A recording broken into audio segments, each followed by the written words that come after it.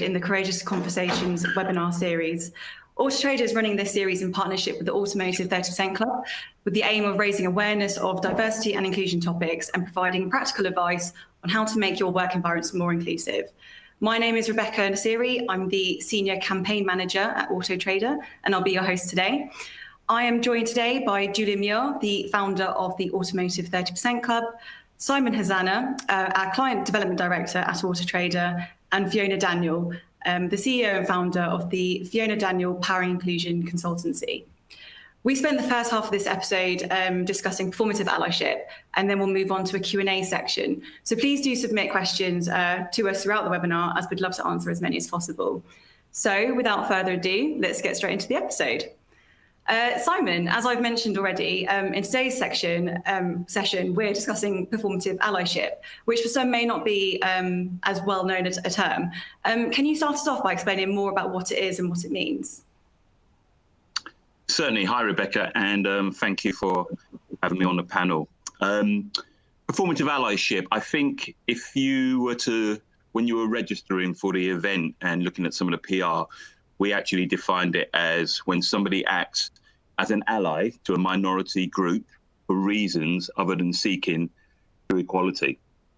And to further expand on that, I will use the words of a very, very wise woman, actually one of the wisest ladies that I know, and that's my mum. And she always used to say to me, son, actions speak louder than words.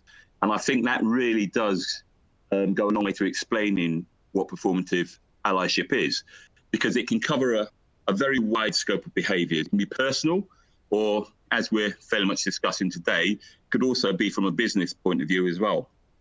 And it's essentially the practice of words, posts, gestures that actually do more to promote an individual's own virtuous moral compass than really helping the causes that they're intending to showcase. And a couple of examples.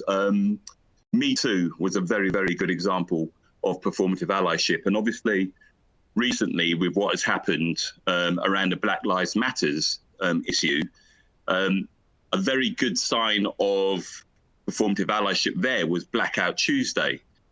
For me, that's the perfect example of performative allyship, because it was easy to do, it was very, very visual, and it made the person or the business doing it feel really good about themselves.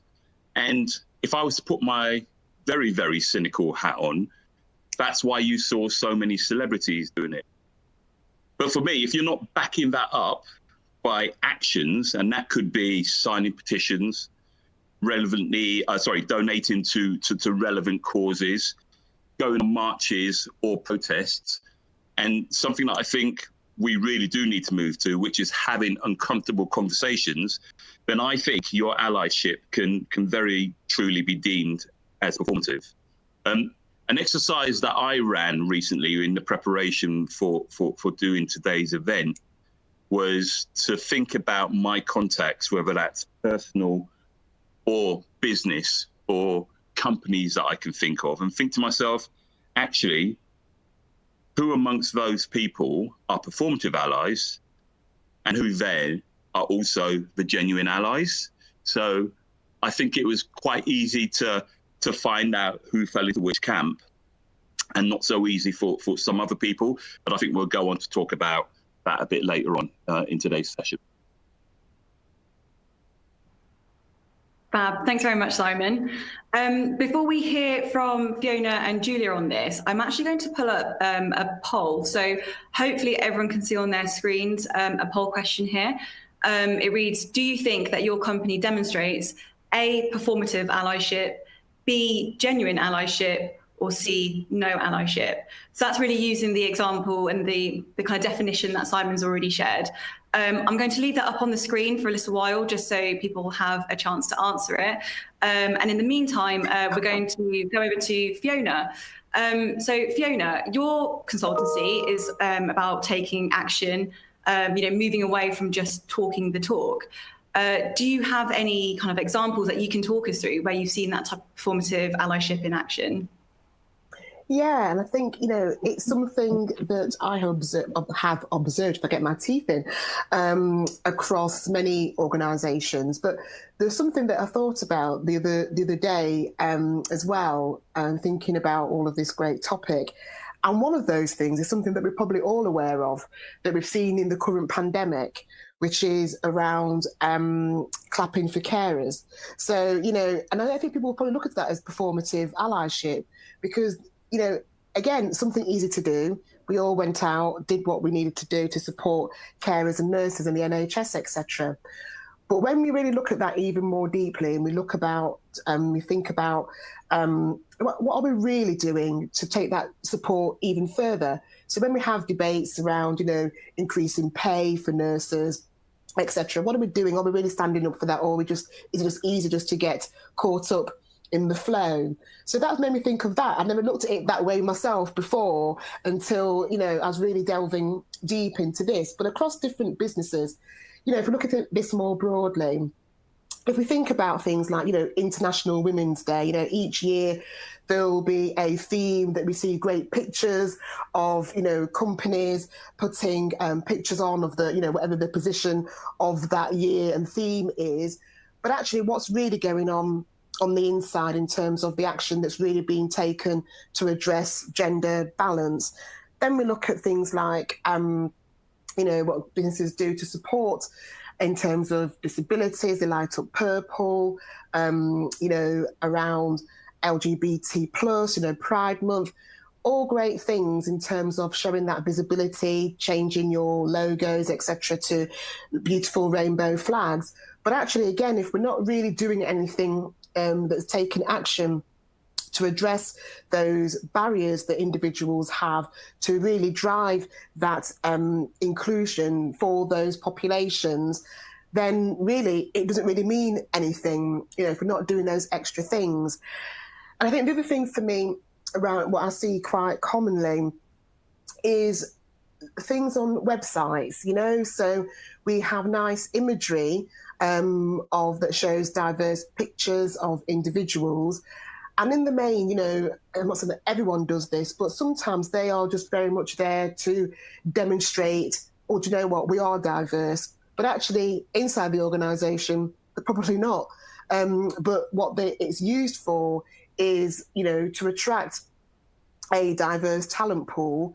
But again, that's no good if when, we get that diverse talent pool coming in and they look around and go, well, actually, what action are we actually taking to ensure that when I look up, I can move up? The barriers that are, restricting me to be able to thrive are not there. There is a speak up culture, environment, all of those good things. So we can have these great intent to do things, but actually they just surface, as I call performative allyship sometimes. And so that's where I, see businesses with the great intent, but actually the great intent needs to also be followed by great action as well. And it's one thing I would raise here. I was thinking about this in terms of the conversation today, that people may think, oh, actually, I never really thought of this way. One of the biggest things that I see in business that is, to me, performative allyship is reverse mentoring. That is quite common in lots of organisations. And the reason why it is performative allyship, it can be perceived as performative allyship where, we are leaning into an individual to provide context, to provide lived experience to another person. And then that person feels great. Yeah, I've connected with Fiona. She shared with me, what her experiences are. And we're just actually basing those perspectives just on Fiona. So I then speak for the rest of, my minority group that I identify with. But actually, if the person who's receiving that reverse mentoring isn't doing anything other than, yes, I'm listened and that's great, thanks for sharing, Fiona, but if not done anything further with that, then that is performative allyship. We're relying on one person. What is that person actually doing themselves to educate themselves, that isn't leaning on the person that's going through the experience, whether that's a horrible experience in terms of their lived experiences in work that can be quite traumatic for some individuals, or just sharing their general lived experiences. So I think for me, there's a number of different ways that performative allyship also manifests itself in organisations and in what I see. And that's why it's so important to move from that whole piece of talk, the window dressing, as I call it, to action. That's great. Thanks so much, Fiona. I think the piece around reverse mentoring in particular, I would love for us to come back to in the Q&A section, if that's okay. It's actually something that we do at Auto Trader, so it's really interesting to get those different perspectives. So yeah, absolutely, we'll come back to that one for sure. Julia, it would be really interesting to hear from you at this point about what you see across the automotive industry when it comes to performative allyship. So the difference between authentically, supporting gender diversity or performatively doing so, for the brownie points. Do you think the automotive industry overall needs to move beyond just words? Well, absolutely. In fact, that's the reason why I founded the Automotive 30% Club. It was to do just that, because yes, there are lots of words spoken, and particularly flag waving from marketing and sales departments, lots of targeting the female customer. But actually, it's real action that has to happen within companies to demonstrate allyship. So it's actually why I insist that it's the chief executive or the managing director of a company that personally becomes the member, not the diversity inclusion manager or the HR director. And they join because they make it a personal commitment to actually take action and do something within their organisation to help the cause of achieving a better gender balance. Of course, some of them will take more action than others and take it faster than others, but they are at least all genuine allies to the cause of inclusion. Now, I am obviously also approached by lots of people who I would probably categorise as performative allies. I can usually sniff them out. It's not terribly difficult, but they seem to misunderstand the club's purpose, and they think that it's a women's network or that we're a group of cheerleaders cheering others on to do great things and cheering on the whole kind of women's equality cause. And they want to associate their brand with it. And they want to get PR because of the fact that they are saying they are allies to a popular campaign, shall we say. Or they're simply indulging in a spot of virtue signalling, as mentioned earlier. These people aren't so keen when they actually realise that they're to improve performance within their own business and to make real changes and actually hire more diverse women. So they aren't necessarily understanding that this is not a marketing campaign or something to appeal to customers. This is actually about changing your business and walking the talk. They don't want to take that step forward and actually implement true change. And what they really want to do is to give this impression of inclusion to the outside world. So I will get offers to sponsor activities, or we'll see them sponsoring things like Women in Business or putting a car on display at a women's event to try and give the message that they are allies to gender balance, rather than actually examining their recruitment processes or seeing if they're promoting proportionately and actually having more female decision makers within their business. And I think particularly the rise of social media as a marketing tool has created the field for this, if you like. It's where we see the International Women's Day and Inclusion Week and Black History Month. They're all opportunities for the marketing departments of companies to try and jump on the bandwagon and say, we are associated this, we support it. But I'm sure if you would talk to many people that were employed in their organisations, they would say that internally it's a very different matter.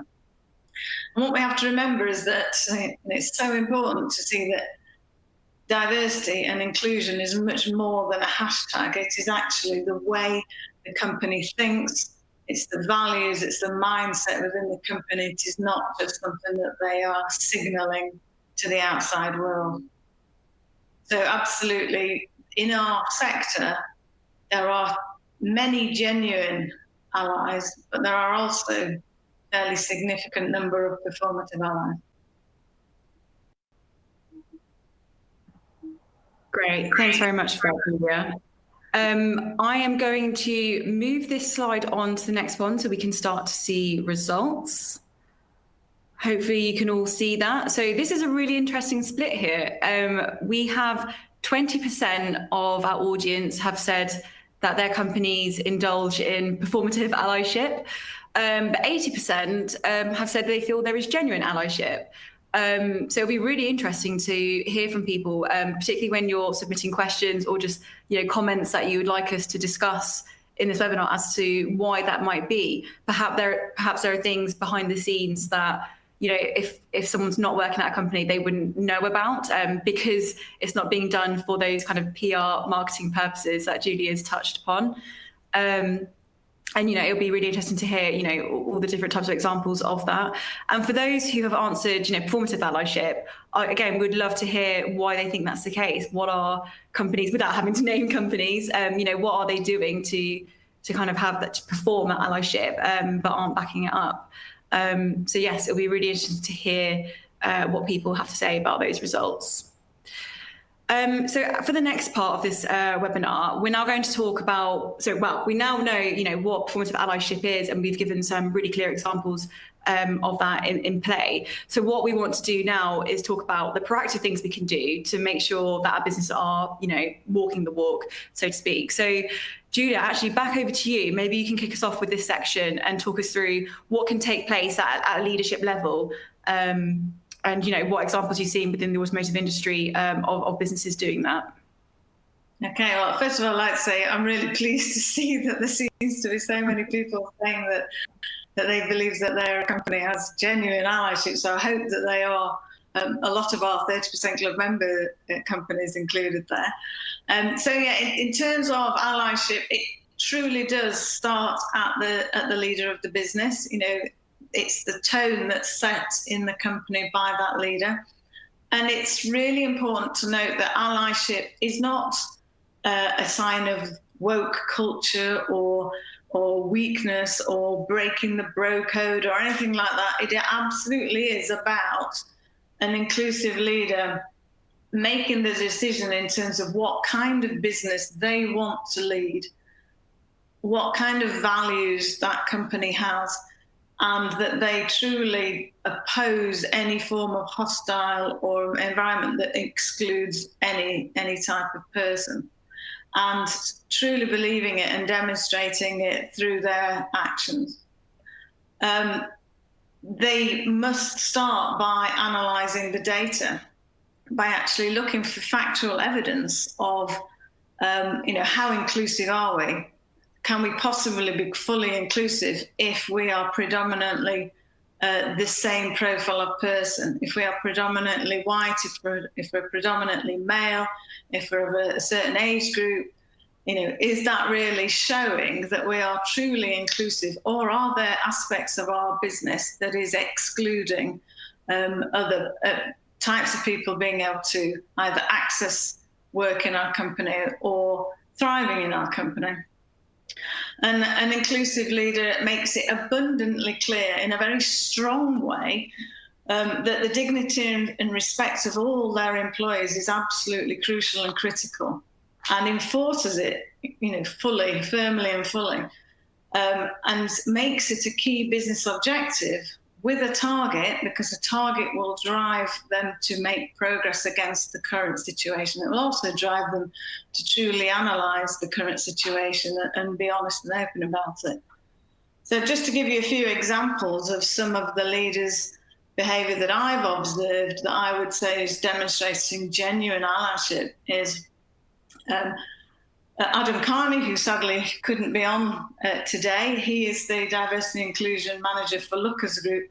He personally established a female technical apprentice network to provide support and motivation for a rather large group of female technical apprentices that they've managed to recruit into Lookers. There were 17 in the cohort, and it was his idea, and he established it. And it's working well in the form of making it clear that Lookers is an inclusive employer of choice for young women wanting to become technicians. I'll give you another example. Neil Williamson, the CEO of Jardine Motor Group, personally attends their Women at JMG and other network meetings to listen, to hear what the issues are raised. People can discuss matters with him, and therefore it is taken on at board level, the outputs from those conversations, and is there as a true ally taking part in those discussions. And also, finally, Robert Forrester, the Chief Executive of Virtue Motor Group. Now, he talks of personally going into dealerships that he's taken over when they've taken over the site, and demonstrating by ripping down any girly calendars or materials that might seem offensive, to make it a very clear signal that any such materials or any kind of sexism or misogyny or harassment or treating women with little respect simply won't be tolerated in his organisation. So those are just 3 examples of things that demonstrated a genuine sense of allyship, that show that people are taking action and aren't just appearing in interviews or writing articles or posting something on social media, that are saying that these are the right things to do. They're actually doing them within their own organisations. That's great. Thank you, Julia. And I should say, I mean, you touched on a few different things there already, but it's not just obviously the gender split that we focus on a lot already. It's the racial divide. It's the representation of various disabilities, neurodiversity, LGBT+, all of it. It all comes within this allyship that we genuinely strive to have. So any actions that we want to take, we're always putting the hat on of having to consider how that can affect different marginalised groups and types of people. Simon, over to you. I thought it'd be great if you can then discuss basically anything that you think that Autotrader does, or that you're aware of, or not even just Autotrader, but how you personally think people should be able to kind of partake in that kind of genuine action-based allyship. Yeah, absolutely. And it's good to, as Julia was just talking about, some of the good examples there that she spoke about. I'm saying to myself, actually, it's really good that Autotrader fit in a lot with what she was saying. I think one of the things that she talks about there is creating a culture. You need to set the culture nice and early within the company. And at Autotrader, we actually have values, which as soon as you join Autotrader, you're taught about the values, and those values are ingrained through everything that we do within the company itself. I think the leadership team that she talks about as well, that is so important to have that diverse leadership team. Our COO is female, and I think more importantly as well, you have to be authentic. The company people who work within the company have to feel that the leadership are authentic, or that the values that you are striving to are authentic as well. So at Autotrader, a lot of what we talk about, a lot of our values are driven by the people within, but we know that they're supported by the senior leadership team as well. I was actually thinking about 5 different things that I think can actually make yourself a good ally as well going forward. The first thing, and what I will say, what I'll preface this with, is by saying that I myself, I'm on a journey as well. I'm doing all of these things. We constantly need to be striving to better ourselves, and that leads to the first point, being a good ally, and that's education. You need to educate yourself, because it's so important to being an ally. It's constant and continual self-education. I don't think there's any harm as well. There's no shame in admitting that sometimes you've been speaking or acting from a position or less informed place. So even by joining the webinar today, that's education. You're showing that you're willing to educate yourself, willing to learn a bit more. And so that includes reading publications, watching documentaries or webinars, as I've just said, listening to podcasts, and that go out and describe experiences of underrepresented groups within your industry. But I think very importantly, within that education, I come to point number 2, about stopping and listening. You need to be able to listen, because one of the most important and powerful things that you can do as an ally is listen to when people actually share their experiences with oppression. And listening, it sounds easy to do, but it's quite a hard task. So if you are ready to properly listen, that really does go a long way, because then you start to hear people's stories, and more importantly, you get to hear about the impact that many marginalized groups actually go through, because a lot of those groups really do feel silenced or have their experiences downplayed or minimized. So that's something that they've grown used to. So if you're showing that you're actually willing to listen to that, that straight away helps that person feel a lot better. I think when I say about asking questions, which is a really, really important part about being an ally as well, just take some time to go back to point number 1, do that education, do that self-education. Don't always rely on, and I think we talked about it earlier in reverse mentoring, don't always rely on that person that you're speaking to give you all of the answers. Do some self-education so you can come to the topic with a bit more knowledge there. Third, and we go back to culture as well, that it's ensuring that all voices are heard. You have to set yourself to a point where that you are willing to make sure that you are going to go in somewhere and everybody can be heard. Doesn't matter who they are from, what marginalized group they may be from. You're willing to listen to what they say. I think there's a recent study, and there was a third of all women in the workplace basically said that they'd had their judgment questioned, not just in general, but in their areas of expertise. Take that in mind. You're questioning somebody's judgment in an area where they're an expertise. So just make sure that you build a culture that all voices can be heard, and make sure that you take on board what people are saying. Point number 4, use your voice to challenge hate. And I think this is such an important point. And I think we're at a place now where people are much more able to do it. And that is, if you are in a conversation with somebody, or you hear something being said and it's racist, or it's misogynist, or any other form of oppression, and it doesn't matter whether it's overt or unconscious, speak out, say something about it, because it's not enough for people who are getting the hate to actually call it out. It should be allies that are calling it out as well. And that kind of leads on to the 5th and the final action point that I make, and that is to interrupt your own biases. Most of us, some people would say that every single one of us has a bias, and you kind of need to know for yourself what those biases are so that you can then work on them.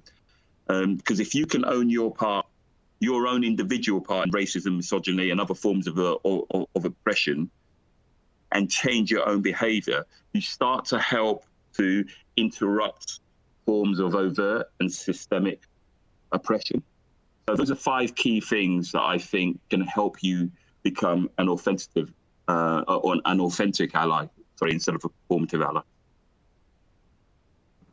That's great. Thanks so much, Simon.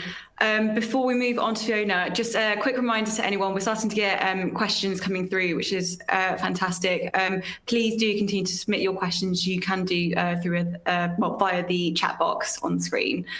Fiona, over to you. It'll be great to hear from you, just with any other ideas, the types of actions you need to see, businesses starting to take. Yes. Floor is yours.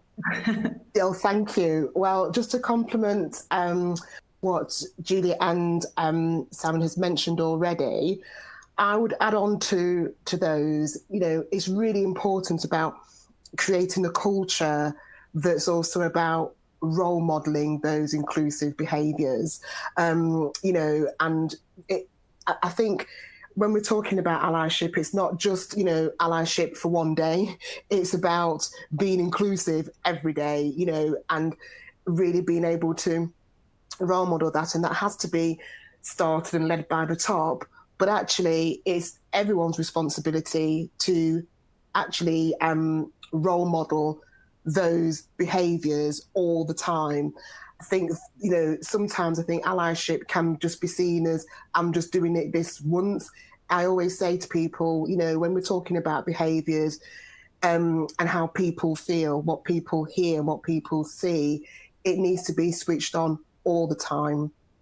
I think the other thing for me, then, what I would like to see more businesses do, and this kind of builds on to Simon's point, which is around this whole listening and learning from others. But it's really, for me, another step further, which is to really get to know your people, and really understand not just only the lived experiences, but, what motivates them, what enables people to really be at their best and thrive.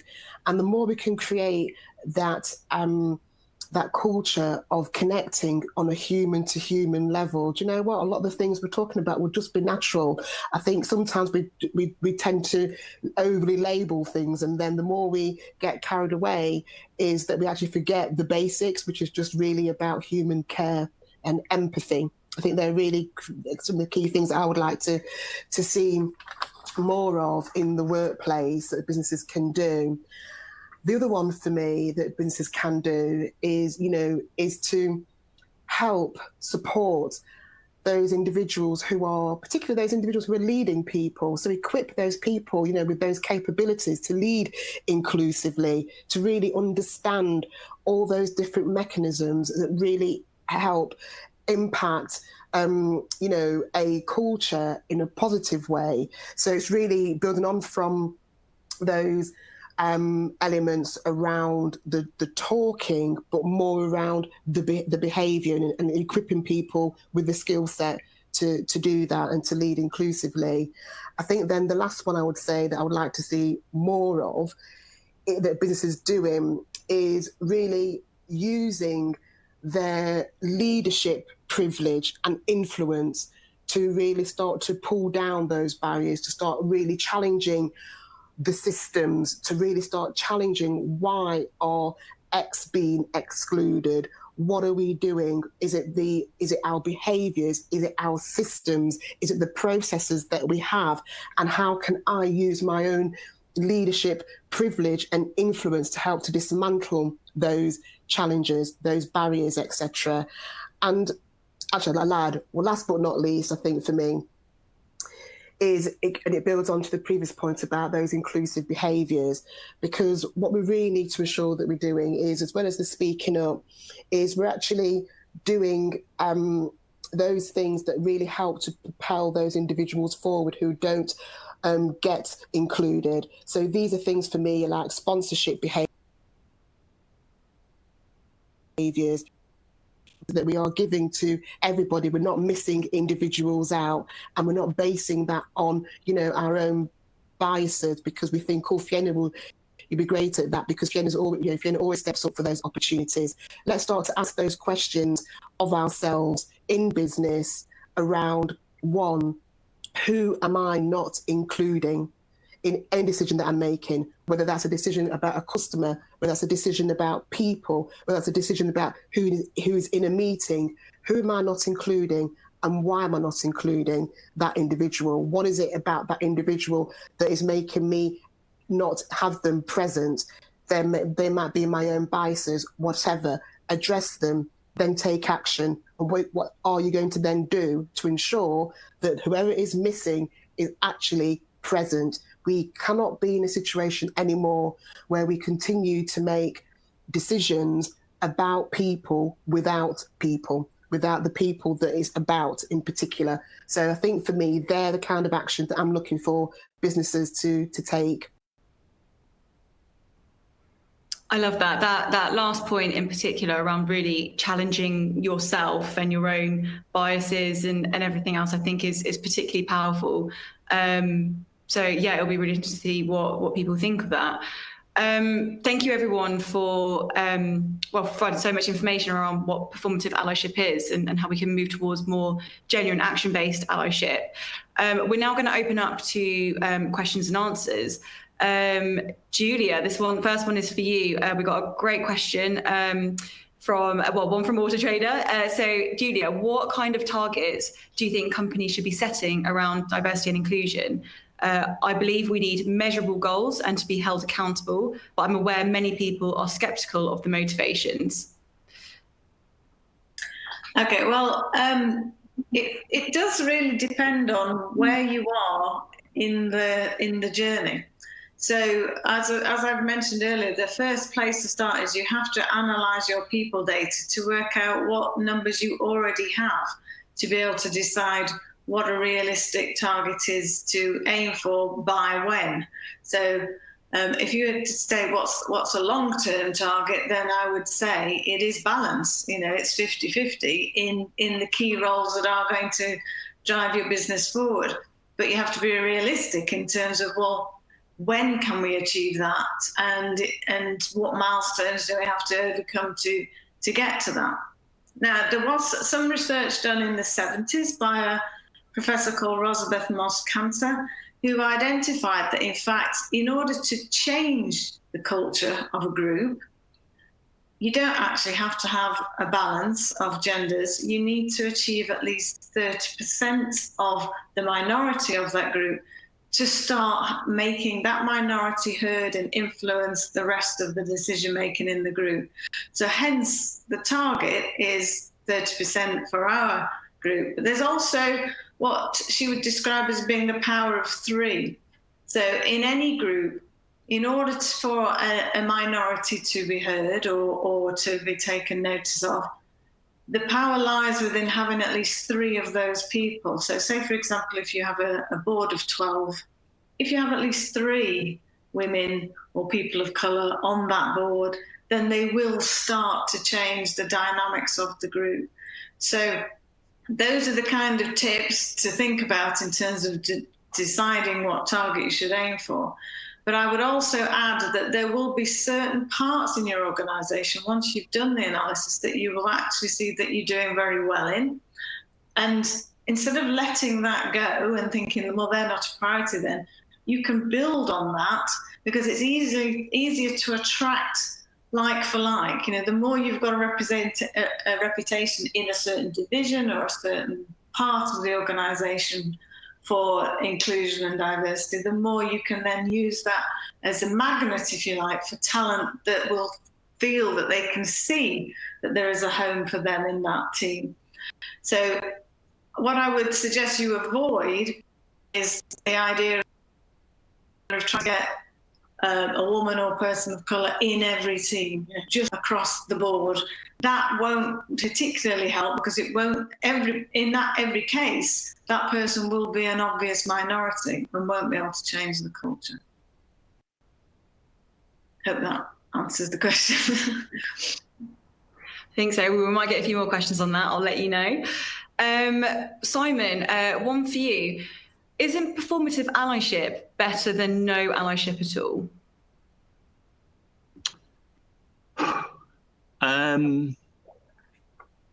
I guess it would be it's a starting ground. It's absolutely a starting place where you can build up that allyship.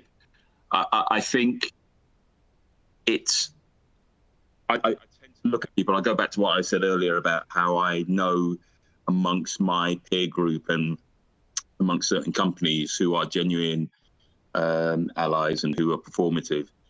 I guess it depends on the person that you are, and the person who asked that. I'm guessing the person who asked that question, I would ask themselves, well, what do you want to be? Are you happy being a performative ally? What are your intentions for being an ally? Is it something to make you feel better, or do you genuinely want to go out and help the cause as such?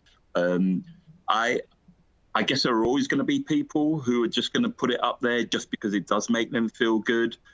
But I do believe that we are now at a stage with a lot of things that are going on in the world where people are now more willing to be genuine allies, but just don't know how to go about it.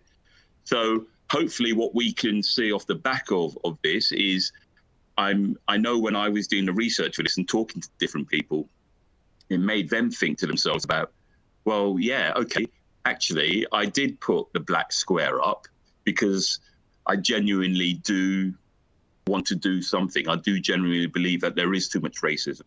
But that's all I did. But that's not because I don't want to be a genuine ally. I just didn't know what else I can do. So now I'm going to go and do some self-learning. Now I'm going to go and find out if I can do some more action, or if I can go on more protest marches, and how I can be a much more positive ally to somebody. So I think it depends on the individual itself. I think it's a very, very good starting place if you are genuinely interested in becoming a positive ally.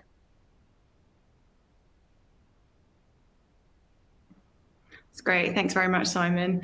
We have one for Fiona. It seems performative allyship is something ingrained in many businesses. How can I, as an individual, make our leadership team specifically understand why it's so important to get right for the sake of our culture and for our business performance? That's a tough question.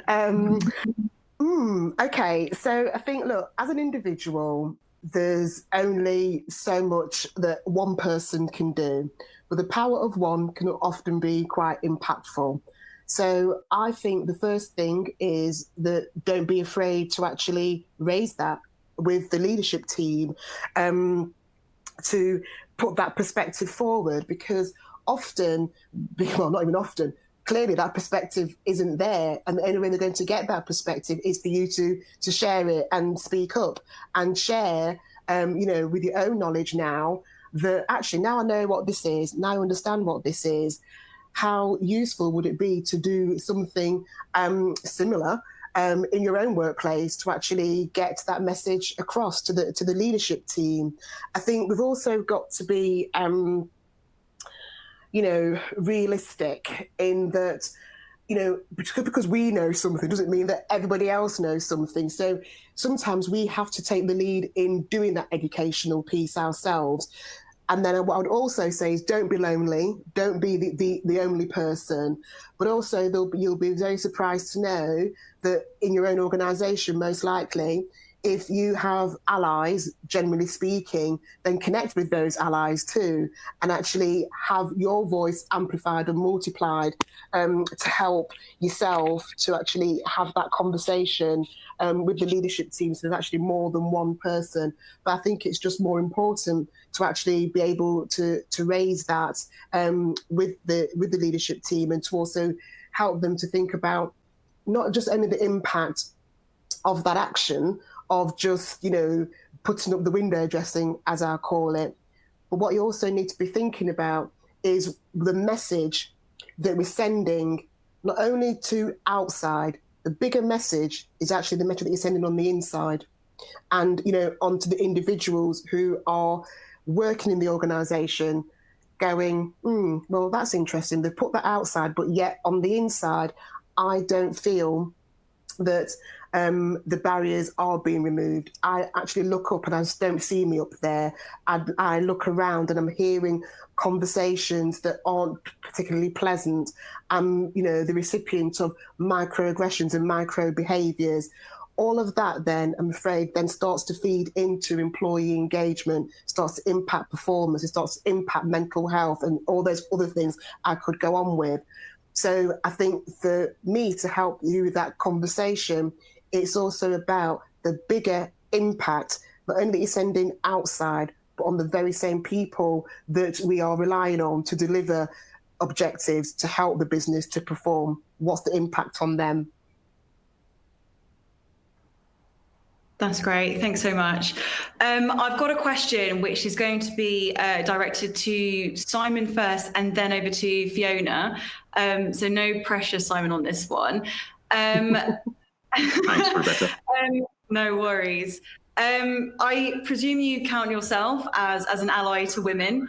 So if you were to see a woman mistreated in the office, so for example, you're all in a meeting together and she's talked over, she cannot get her point across. What would you do as an ally in that situation? What I'm going to ask is you answer that, and I'm going to go over to Fiona to see if she has any other tips for you on what to do in that situation. Gosh. Absolutely no pressure there whatsoever. I feel like I've been booking in there as well. So. And on me, Simon. Yeah, and you're right. And again, like I said, I'm honoured to be sort of like the honorary male on the panel today. But more than that as well, I'm a father. I'm soon to be a husband. I'm a grandfather to two daughters and granddaughters and a fiance. So, and the thought, especially when I think of my daughter who's 26, who is works in an office or has worked in an office, is now about to set up her own business, and the thought of anything happening to her drives me absolutely crazy. So, I think I would absolutely now challenge the person who's done that. If I see someone who's being overtly sexist or misogynist, I would challenge them. And again, depending on the forum itself, for example, an example that I have seen happen, and unfortunately I think it happens more often than not, is if you're in a big meeting and somebody, we're talking in this instance, if it was a female who'd made a suggestion and it was kind of overlooked, but then later on in the conversation, a male picked up that suggestion and then ran with it, and everybody's like, "Oh yeah, that's a great idea. That's a great suggestion." We've all seen it happen. I'd like to think to myself, actually say something along the lines of, "Yep, that was referenced to earlier on by so and so." It's a small point, but you do that, and I think again, depending on the situation, the person who is, if you're in a group meeting, the person who has made comments, I pick it up with them afterwards. I make it a point to go and speak to them on an individual basis as well. Want to say, I didn't really appreciate that. I didn't pick it right, and again, it's okay. I'm sitting here in a webinar talking about it, and I know that the real world is out there. But if it's somebody that you feel, for example, if it's a senior member of your team, and you felt that you couldn't go and speak to them directly, then go and speak to your manager or go and speak to somebody else who can then pass it up on your behalf. But I think it needs to be challenged. And again, I hark back to what I said earlier. I think we're in a better place now where you can start to challenge these things like that are happening. So, yeah, hopefully the pressure didn't get too much to me and you get my point. I think I have to mark you. I feel as though I'm marking your exam question. Uh-oh. So, look, from my perspective, absolutely would say, yeah, that would be more or less the right thing to do. And I say more or less is because, again, quite rightly, Simon, it depends on, context and all that kind of good stuff. So when I see these things happening myself, it's like what I said before, what I want to see more businesses doing is role modeling that behavior. I want to see less of, I'm not doing that. If I'm calling out someone's behavior, I'm actually not doing that because somebody has labelled me an ally. I'm actually doing that because it's the right thing to do. We have a culture that we are aiming to be inclusive. So it goes back to this point that I made before. I do this quite often in general meetings, whether that's male, female, whatever background that person is who's being talked over, is to just say, I would actually be going to this individual. And just excuse me one moment. I think Sarah has something that she wanted to add. I actually physically put the hand up to pause the conversation, then go to Sarah. Sarah, do you want to add your point? And that's what Sam was more or less saying, is you include that person, but you have to have those that alertness in any interaction that we are in a meeting, for example, and use those questions. I'm sitting there and I'm observing, I'm listening, I'm watching who's doing what, who's not being included. And that's why that question for me is just so important. Who is not being included here? So then what am I going to do to actually ensure that that person is included? If that individual, to Simon's point again, is quite rude, dependent on the environment and the context, and people that know me who are probably listening in would say, yes, she does do that, is I'd call it out. I'm confident enough to do that. And I think that's the other point that's really important, is the confidence to do that. So, and that's why I personally have, this thing about labelling. To me, it's about, I must do that because I'm an ally. No, you must do that because, first of all, it's the right thing to do, but you also feel comfortable and confident enough to do it, because it's then, you don't want to walk out and go, I should have done that because I was an ally. No, there's lots of other reasons as to, why we behave certain ways. So I think it's very, very important to not be afraid to challenge, but also be safe to yourself as well, because there might be other circumstances, that people probably wouldn't feel as safe to do it then and there, but probably feel more comfortable to also take that offline, but also think about the other person as well who's on the receiving end, and always check in with them afterwards. How do you feel? Are you all right? Always. Sorry, Rebecca, can I just jump in there as well? And I think the last point is a really good point, because maybe what I've just described there is a bit more performative and actually genuine. Because if I hear something and I go and speak to the person who's actually done it, am I doing that to make myself feel better without, as you just said there, going and speak to the person who was actually, the receiver, has been sinned against in some way? Yeah, who's been on the receiving end of it. So that is a really, really good point as well. I've got to say, Simon, you bumped yourself up from a C to an A with that. So yeah, well done. Well done. Thank you both. I have a question for Julia, but just really quickly before we move on, it's just to your point, Fiona, around that kind of confidence for people to call out. Obviously, there is a bit of an issue for many people who may be in more junior positions, for example, and may not feel that level of confidence to speak out, particularly if it's to someone who is more senior to them. What would you say to them in this instance? Is that to me or Julia, did you say? Oh, to you, Fiona, and then I'll be moving on to a question to Julia afterwards. Oh, sorry. Okay, I thought it was to Julia. So, and again, for me, it's less probably about hierarchy. Again, it's about the context, the culture and environment that individuals are in. So if that is the case, then that's already telling me that you've got a culture and environment that's about hierarchy and less about having your voice heard. So I think that's another issue to address. But if we are talking about someone that's in a junior position, to me, it's still about having the that confidence. And if you haven't got that confidence, is then to look at there's so many resources out there.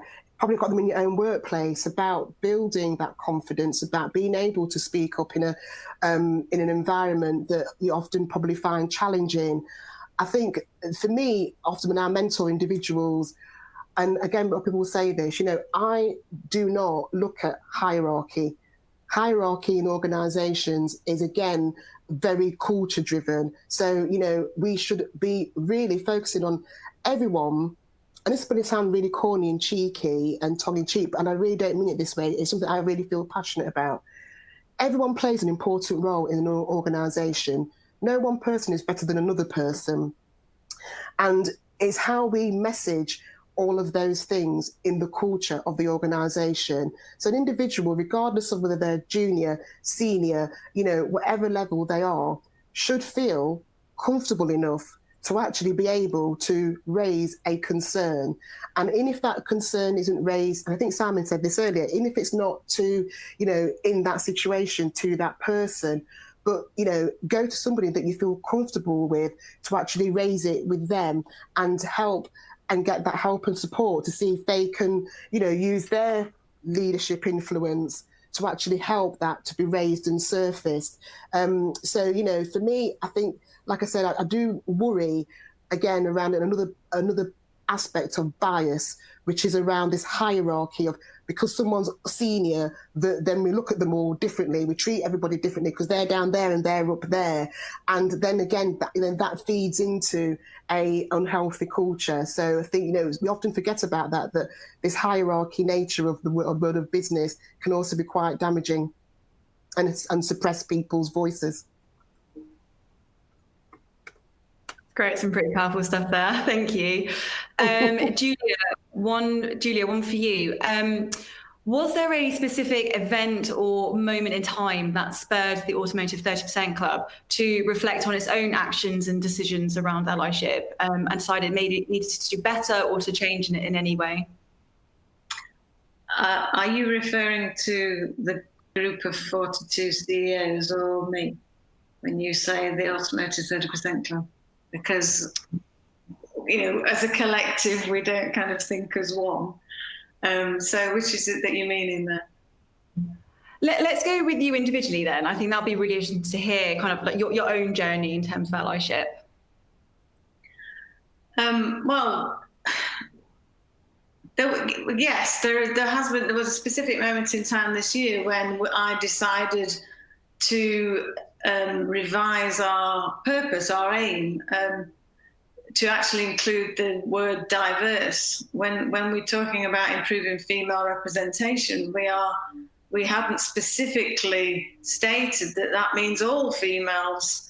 Therefore we added the word that we will try to achieve 30% of diverse women in key roles by 2030.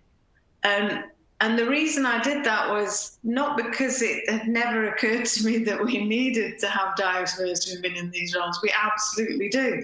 But I felt that I had, if you like, not been specific enough, and therefore could be falling into the trap of people thinking, well, this is a campaign for white women led by a white woman, and all we're interested in is opening doors for white women. And that's absolutely not what we are about. We are about achieving a gender balance with diverse women and also diverse men. So having made that leap forward and getting the rest of the members to agree that, yes, they were fully supportive of that and that it really needed to be said, probably, and not just left as it was, we are now actively making sure that we are questioning everything that we're doing to make sure that we are actually not excluding any other profile of woman other than a white woman. So, for example, when we are looking at featuring role model women in our articles, we are searching for a broad range of women of different ethnicities, different ages, different regional bases. So, whereas before we perhaps wouldn't have necessarily done that. We'd have thought, who's an interesting person to feature? Instead of thinking, actually, how can we achieve our goal of featuring a huge different array of women? So you see how just by slightly changing the perspective of what we're doing, we can hope to take real action rather than this seeming to be performative, which I understand there could be a danger of that. The fact that I made that decision at the time of the Black Lives Matter movement it was really because it was a big light bulb moment for me that perhaps I haven't made it clear enough that that's what this the club's purpose is. That's great. Thanks so much, Julia. And actually, I think that goes right back to one of Fiona's previous points around how we all need to kind of challenge our own side, and whether that's with the language we use or the types of actions we're doing. And I think it's really important to show that we are all absolutely on our own journeys, and it will never end, really, will it? We'll always be learning new things and so on about how to be more inclusive and just more welcoming of everyone.